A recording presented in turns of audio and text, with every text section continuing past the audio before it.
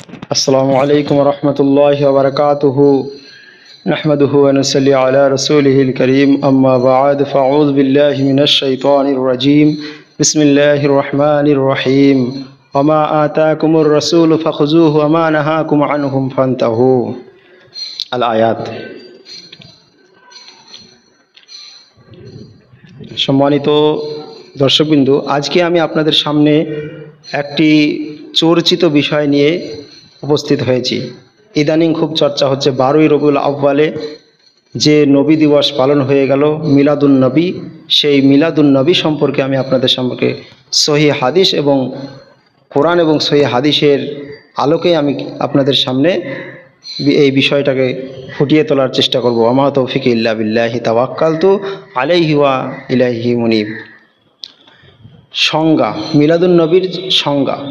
জন্মের সময়কাল থেকে আরবিতে মিলাদ বা মাউলিদ বলা হয়, যে হিসাবে মিলাদুন নবীর অর্থ দাঁড়ায় নবীর জন্ম মুহূর্ত, নবীর জন্মের বিবরণ, কিছু ওয়াজ ও নবীর রুহের আগমন করা কল্পনা করে তার সম্মানে উঠে দাঁড়িয়ে ইয়া নবী সালাম আলাইকা বলাও, সর্বশেষে জিলাপি বিতরণ, এই সব মিলিয়ে মিলাদ মাহফিল ইসলাম প্রবর্তিত ঈদুল ফিতর ও ঈদুল আজহা নামক দুটি বার্ষিক ঈদ উৎসবের বাইরে ঈদে মিলাদুন নবী নামে তৃতীয় আরেকটি ধর্মীয় অনুষ্ঠানে পরিণত হয়েছে।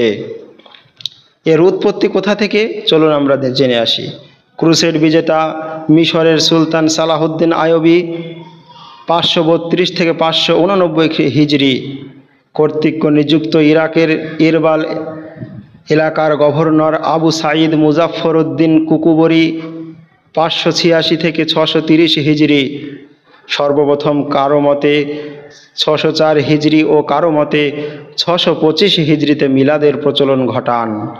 রাসূলের মৃত্যুর 593 বা 610 বছর পরে এই দিন তারা মিলাদুন নবী উদযাপনের নামে চরম স্বেচ্ছাচারিতায় লিপ্ত হতেন।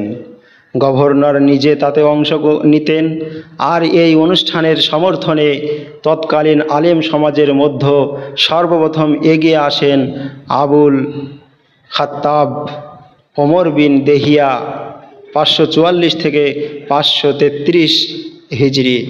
তিনি মিলাদের সমর্থনে বহু জাল ও বানাওয়াট হাদিস জমা করেন। হুকুম, ঈদে মিলাদুন নবী উদযাপনও একটি সুস্পষ্ট বিদাত। রাসূলুল্লাহ সাল্লাল্লাহু আলাইহি সাল্লাম বলেন, মান আহদাসা ফি আমরিনা হাযা মা লাইসা মিনহু ফাহুয়া রাদ্দুন। যে ব্যক্তি আমাদের শরিয়াতে এমন কিছু নতুন সৃষ্টি করলো যা আমার মধ্যে নেই, যা আমার ইসলামের মধ্যে নেই, আর যা আমার দ্বীনের মধ্যে নেই, তা প্রত্যাখ্যাত। তিনি আরো বলেন, ইয়াকুমুল মুহদাসাতিল উমুরি ফাইন্না কুল্লা মুহদাসাতিন বিদআতুন। তোমরা দ্বীনের মধ্যে নতুন সৃষ্টি করা হতে সাবধান থাকো, নিশ্চয় প্রত্যেক নতুন সৃষ্টি বিদআত ও প্রত্যেক বিদাতি গুমরাহি। জাবের রাদিয়াল্লাহু তাআলা আনহু হতে অন্য বর্ণনায় এসেছে, তিনি বলেন, কুল্লু যালালাতিন ফিন্নার, এবং প্রত্যেক গুমরাহির পরিণাম জাহান্নাম। ইমাম মালিক রাহিমাহুল্লাহ স্বীয় ছাত্র ইমাম শাফিঈকে বলেন, রাসূলুল্লাহ সাল্লাল্লাহু আলাইহি ওয়াসাল্লাম ও তার সাহাবীদের সময়ে যেসব বিষয়ে দ্বীন হিসাবে গৃহীত ছিল না, বর্তমান কালেও তা দ্বীন হিসাবে গৃহীত হবে না। যে ব্যক্তি ধর্মের নামে ইসলামে কোনো নতুন আবিষ্কার করবে, নতুন প্রথা চালু করলো, অতঃপর তাকে ভালো কাজ বা বিদআতে হাসানা বলে রায় দিল, সে ধারণা করে নিল যে আল্লাহর রাসূল সাল্লাল্লাহু আলাইহি সাল্লাম স্বীয় রিসালাতের দায়িত্ব পালনে খেয়ানত করেছেন। নাউজুবিল্লাহ। মিলাদ বিদআত হওয়ার ব্যাপারে 4 মাযহাবের ঐক্যমত। আল কাউলুল মুতামাদ গ্রন্থে বলা হয়েছে যে 4 মাযহাবের সেরা বিদ্বানগণ সর্বসম্মতভাবে প্রচলিত মিলাদ অনুষ্ঠান বিদআত হওয়ার ব্যাপারে একমত হয়েছেন। তারা বলেন, ইরবালের গভর্নর কুকুবরী এই বিদআতের হোতা, এই বিদআতের সৃষ্টিকারী, তিনি তার আমলের আলেমদেরকে মিলাদের পক্ষে মিথ্যা হাদিস তৈরি করার ও ভিত্তিহীন কিয়াস করার হুকুম জারি করেছিলেন।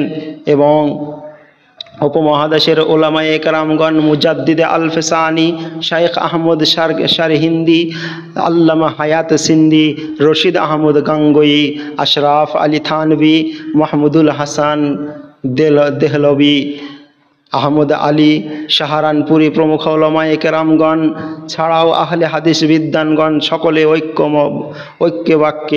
এক বাক্যে প্রচলিত মিলাদ অনুষ্ঠানকে বিদআত ও গুমরাহের কাজ বলেছেন।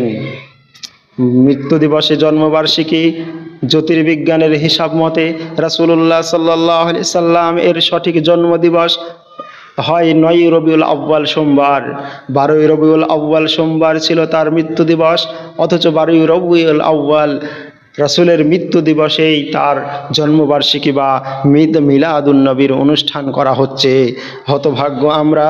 একটি সাফাই মিলাদ উদযাপনকারীরা বলে থাকেন যে মিলাদ বিদআত হলেও তা বিদআতে হাসানা, অতএব জায়েজ তো বটেই এবং করলেও সওয়াব আছে, কারণ এর মাধ্যমে মানুষকে কিছু বক্তব্য শোনানো যায়। উত্তরে বলা চলে যে সালাত আদায় করার সময় পবিত্র দেহ পোশাক স্বচ্ছ নিয়াত সবই থাকা সত্ত্বেও সালাতের স্থান যদি কবরস্থান হয় তাহলে সে সালাত কবুলযোগ্য হয় না, সে সালাত গ্রহণযোগ্য হয় না। কারণ এরূপ স্থানে সালাত আদায় করতে আল্লাহর নবী নিষেধ করেছেন, আল্লাহর নবী মানা করেছেন। রাসূল সাল্লাল্লাহু আলাইহি ওয়াসাল্লামের স্পষ্ট নিষেধাজ্ঞা অমান্য করে সালাত আদায়ে কোনো ফায়দা হবে না। নবী করিম সাল্লাল্লাহু আলাইহি ওয়াসাল্লাম তিনি যে স্থানে নামাজ আদায় করতে নিষেধ করেছেন সেই স্থানে সালাত আদায় করা যাবে না। তেমনি বিদআতি অনুষ্ঠান করে নেকি অর্জনের স্বপ্ন দেখা অসম্ভব।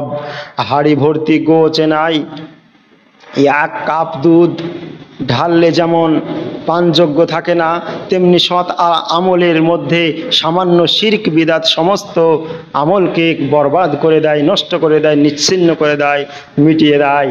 সেখানে বিদআতকে ভালো ও মন্দ 2 ভাগে ভাগ করা যে আরেকটি গুমরাহি তা বলার অপেক্ষা রাখে না। এবং এই হাদিস, এই বানাওয়াট হাদিস রূপে যে চলছে বাজারে, সেগুলি থেকে আমরা অ্যাভয়েড করব, আমরা পরিত্যাগ করব এবং আমাদের আমলগুলিকে শুধরিয়ে নেব। আমরা যেন আমাদের আমলগুলিকে শুদ্ধ করে শুদ্ধভাবে হাদিস এবং কোরআন মেনে চলতে পারি। আমিন। আসসালামু আলাইকুম রহমতুল্লাহ।